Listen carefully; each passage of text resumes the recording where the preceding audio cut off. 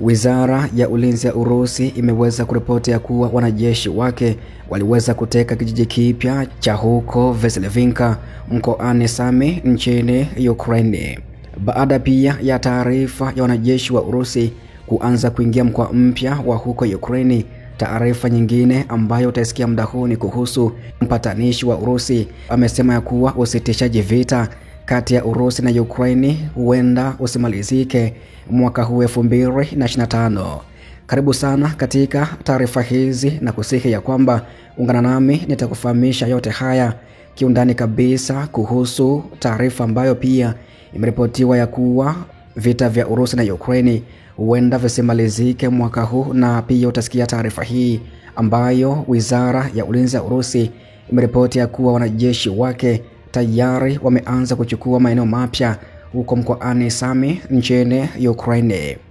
Wizara ya Ulinzi ya Urusi iliweza kuripoti ya kuwa wanajeshi wake waliteka kijiji cha Veslevinka katika jimbo la Sami huko nchini Ukraine kwenye mpaka na Urusi, ambako madai haya pia bado Ukraine haijaweza kutoa maoni yoyote kuhusu kile ambacho pia Wizara ya Ulinzi ya Urusi imeweza kuripoti hivyo. Habari hizi zinakuja huku kukiwa na jitihada thabiti za Warusi kuvuka mpaka kwa vikundi vidogo na kupata mafanikio katika eneo la kaskazini mashariki mwa Ukraine. Rais wa Ukraine Bwana Volodymyr Zelensky pia aliweza kuonya ya kwamba Moscow inajiandaa kuanzisha mashambulizi makubwa katika jimbo hilo la Sami na maeneo jirani ya huko Kharkiv msimu huu wa kuchipua.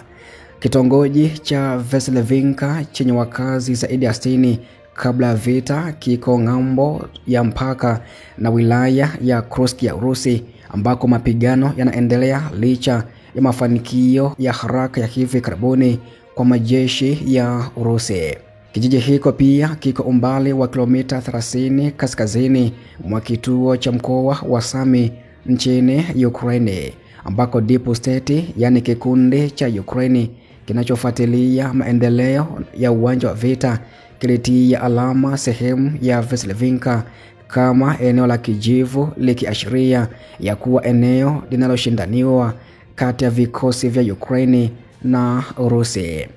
Vikundi vya upelelezi na hujuma za Urusi vimekuwa vikiongeza juhudi za kupenya katika jimbo la Sami, zikilenga makazi mengine ya mpakani kama vile Novinka na Zuravinka. Huduma ya walinzi wa mipaka ya jimbo la Ukraine waliweza kusema hivyo hapo awali. Maendeleo hayo pia yanafuatia shambulio la kivita la Urusi katika eneo la Kursk lililozinduliwa mapema mwezi Machi, ambalo pia lilishuhudia Ukraine ikipoteza nafasi zake nyingi katika eneo la Kursk huko nchini Urusi, ikiwemo mji wa Sudiza, mji mkubwa katika jimbo hilo, ambapo pia Kiev inakumbukwa ilizindua uvamizi wa Kursk mwezi Agosti mwaka uliopita, na ili kuwaelekeza wanajeshi wa Urusi wanaopigana mashariki mwa Ukraine na kuvuruga mipango ya Urusi ya mashambulizi mapya katika jimbo la Sami. Licha ya taarifa hii, taarifa nyingine ambayo nilikuahidi kufahamisha ni kuhusu taarifa ambayo ameweza kuripoti mpatanishi wa Urusi anayefahamika kama Grigori Karasini, ambaye yeye aliweza kutilia mashaka juhudi za utawala wa Trump za kusuluhisha usitishaji vita wa haraka nchini Ukraine, na aliyasema hayo mnamo Machi 28 ya kwamba mazungumzo na Marekani yanaweza yasilete matokeo madhubuti mwaka huu. Karasini alisema ujumbe wa Urusi uliofanya mashauriano ya kiufundi ya saa 12 na Marekani huko mjini Riyadh tarehe 24 Machi aliweza kusema hivyo kwamba huenda yasiwe na suluhu kwa mwaka huu, ambapo mazungumzo hayo pia yalisababisha makubaliano ya kusitishwa kwa kiasi kuhusu migomo dhidi ya miundombinu ya nishati na shughuli za Bahari Nyeusi. Afisa huyo wa Urusi alielezea mkutano huo na wajumbe wa Marekani kama wa kujenga, lakini alikubali matokeo machache, akipendekeza ya kwamba mashauriano yataendelea, na alipoulizwa kuhusu ratiba ya matokeo ya wazi katika mazungumzo hayo alisema huenda yasije mwaka huu au mwishoni mwa mwaka huu 2025. Itakuwa ni ujinga kutarajia matokeo yoyote ya mafanikio katika mkutano wa kwanza kabisa. Karasini, ambaye ni mwenyekiti wa kamati ya baraza la shirikisho la masuala ya kimataifa la Urusi, alisema katika mahojiano na kituo cha television kinachomilikiwa na serikali Rosia 24.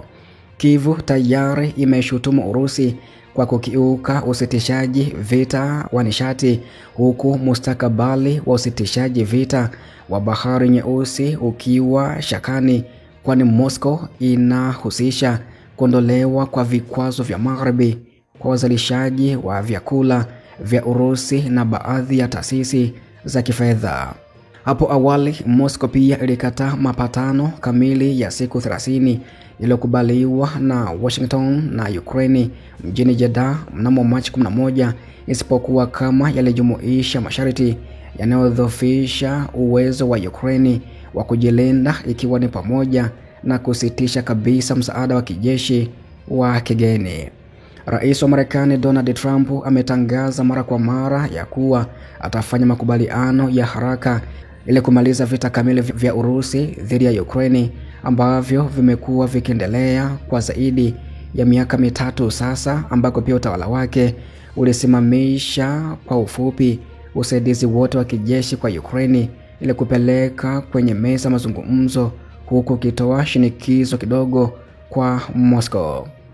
Rais wa Ukraine pia Bwana Volodymyr Zelensky, yeye alisema ya kwamba Rais wa Urusi Bwana Vladimir Putin hatakuwa na mchango wa maana katika mazungumzo ya amani baina mwa nchi hizo. Zelensky alisema, sijawahi kuogopa, ni Putin tu anayetaka vita. Mtu anayetaka vita anaweza kusema nini kwenye mazungumzo ya amani? Zelensky alihoji hivyo, ambako aliongeza kuwa Putin hayuko tayari kwa mazungumzo ya moja kwa moja, na alisema hataki kumeza masimulizi yake kwani hapendezwi nayo. Zelensky alikazia hivyo, ambako Marekani imeendelea kufanya mikutano tofauti na wajumbe wa Ukraine na Urusi ili kuanzisha mazungumzo ya amani. Kabla ya maoni ya Zelensky, Putin pia alidai kuwa Ukraine inapaswa kuwa chini ya serikali ya muda inayoongozwa na Umoja wa Mataifa, ambako Machi 28 msemaji wa Baraza